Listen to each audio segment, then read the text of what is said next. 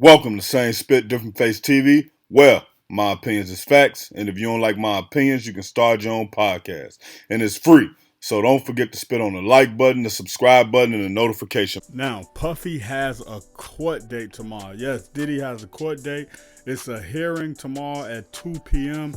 And basically, they think it's about sentencing. Now, we know that he's trying to get bail. Yes, the judge denied it on the other day.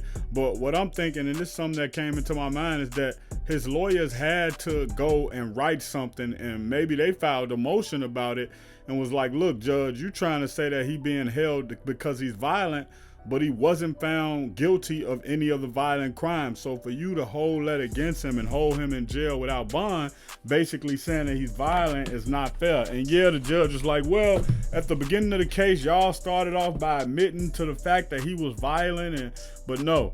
I think when they just say that, they can say, yes, he was violent at the time, but he's not violent now. He's been sitting in jail. He hasn't tried to contact him. It's so many different things that they can just say, and different ways they can try to come about this. But do I think he should get bail? Of course I do. He wasn't found guilty of trafficking. So, I mean, what are you holding him for?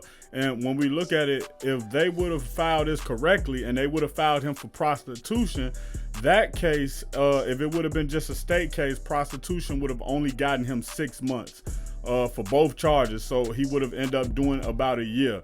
So that's what I think the judge should sentence him to. It's hard for me to really decide or think what the judge gonna actually try to sentence him to, because it's tricky. They could want to make an example out of him, or they could say, okay, he wasn't found guilty on the main charges, let's send him home.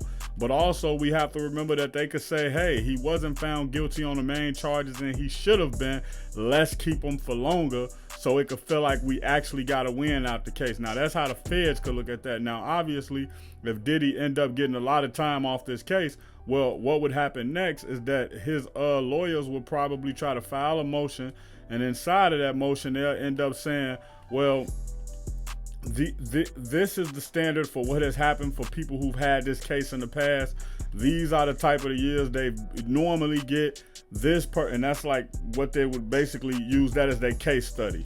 They would look at something that's already happened, somebody who had the same guidelines, somebody who committed the same crime, and they would be able to say, hey, he got a year for this, he got 6 months for this, he got 5 months for this. So based on the severity of the crime, based on him not having no federal points, because he's never been he's never had a federal crime before. When we look at this, it should be put under these guidelines. And 9 times out of 10, the judge usually will agree with whatever they say in that point, because they don't want to get sanctioned later, or they don't want to have it go up to the Supreme Court and have it overturned, and then they can get reprimanded for that. I think it is called sanction, what they end up calling it. But yeah, they don't want to go through that and do that. So yeah, Diddy, he got the money to fight the case, man. He just had that $30 million buyout with Diageo, or however much it was then. You know, on record, he's a billionaire. So he might not have it in liquid, but he got a lot of it in assets. And that's one of the reasons he ended up selling his homes, so he could basically end up having money for lawyer fees and stuff like that. So I think that when we look at how this situation is gonna go, I think that he don't get more than a year. But at the same time, it is hard to say. If you're new to the channel and want more celebrity and hip-hop content, hit the subscribe button. And if you hit the subscribe button, you're a part of the Spit Squad. So hit the like button and drop the flex emoji in the comments. And for more Diddy news you may have missed, go to the Diddy playlist and the end screen.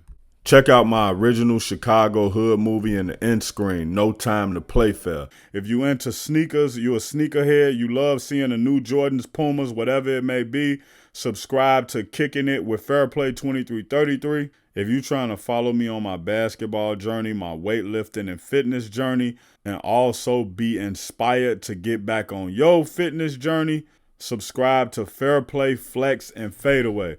Also, any of these pages I just named, you can also find them on TikTok or Instagram.